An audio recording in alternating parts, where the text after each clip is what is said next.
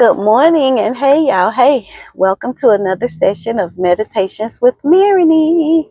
So, I wanted to hop on this morning. I was thinking about a topic and I'm going to make it fairly quick because I'm almost to my location. But if you like my videos, I'd love for you to click like. If you enjoy them, I'd love for you to share it with a friend. And if you don't mind, I'd love for you to subscribe if you're new to my channel. So this morning, I want to talk about raise your vibration. I've been thinking about it on the way here. Raise your vibration and raise your communication. Raise your vibration and raise your communication. We deal with a lot of people on a daily basis. We have more ways to communicate with people now than we ever did. But we communicate less with people. If we really think about it, we used to talk to people a lot. Now we text, and oftentimes, we email or things of that sort. So our human connectivity is not as strong.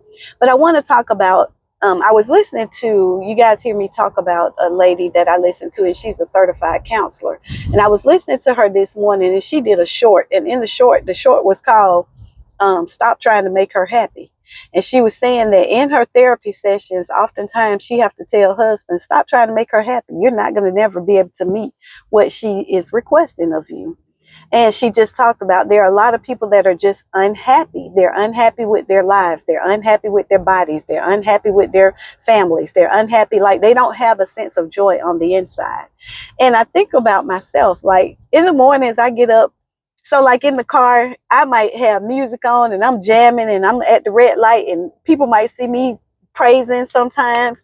They may see me laughing to some type of comedic thing that's going on. And every now and then I put on some hip hop and just, have a good time. And I think about my own personality trait.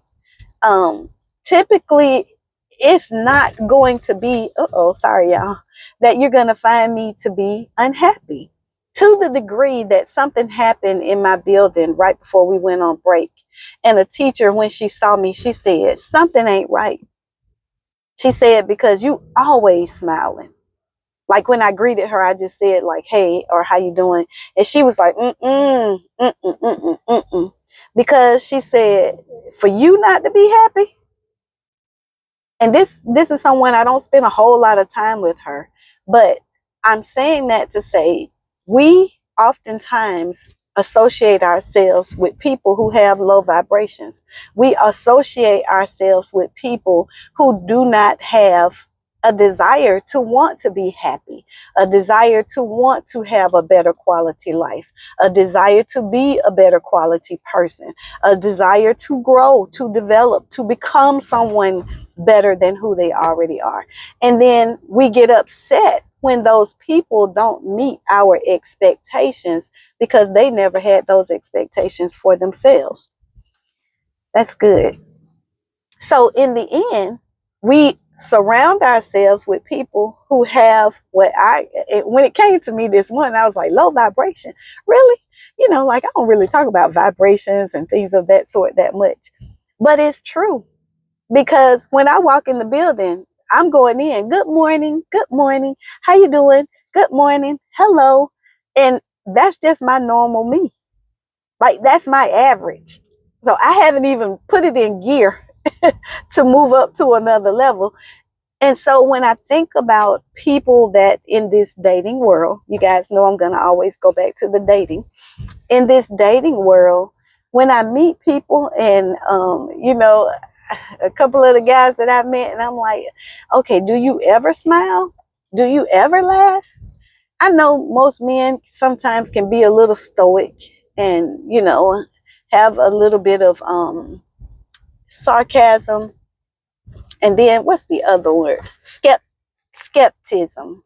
That's the word I'm looking for. They can be skeptical about things. Oh no, I'm going to move a little bit slower about that. Whereas a woman, she's thought about it, she done processed it, and she ready to go forth with it. Whereas, when you are surrounding yourself with that on a regular and consistent basis, And I thought about how I was thinking about really relationships and how some women say, well, you know, I was with him and I was doing this for him and I was doing that for him. And, you know, I even think about my own situation. I think about all the things I did with my ex and what I expected to come out of that. And some of that just was a result of what I anticipated. He didn't sign up for that part. He did sign up for the marriage. So he liked being married. He liked that component of life. He liked being able to say my wife, this, that, and the other. But he didn't care nothing about, you know, the commitment of vows and what that part of the marriage meant. He could, and I really won't say he could care less. I just don't think that there was a high level of value in that. And that didn't make him a bad person, because even in life, he's still, in my opinion, a good person. He just wasn't good for me. And so I think about the vibrations that we associate ourselves with. Sorry, guys, I'm trying to adjust my camera. The vibrations that we associate ourselves with. And even just going back here into the school, like, if I'm completely honest, I was thinking about my babies, and I just kind of have an allergic reaction to negative people.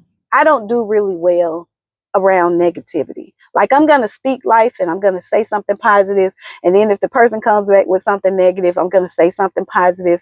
And if they come back with something negative, at this stage in my life, I'm going to be like, okay, you good. Like, yeah, that point is good. And I'm going to walk off.